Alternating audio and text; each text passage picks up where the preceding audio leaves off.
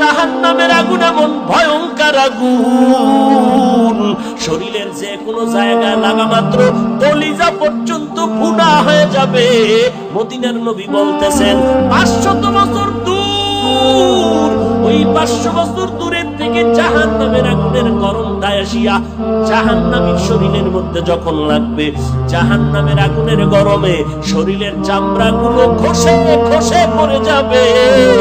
ওরে নবীর উম্মতের দল, চোখ দুইটা বন্ধ করে 1 মিনিট চিন্তা কর। একটুই কবরের মধ্যে যাওয়ার পর, যেখানে আপন নাই কেউ বাতি নাই, গুনাহগার হয়ে যদি কবরে যাও, এরে বান্দা ওই মাটির চাপ সহ্য করতে পারবি? ওই কবরের মধ্যে জাহান্নামের আগুন সহ্য করতে পারবা নি রে বাবা? আল্লাহর কাছে ক্ষমা চাও, ও আল্লাহ আমার মতো দুর্বল আর কেউ নাই।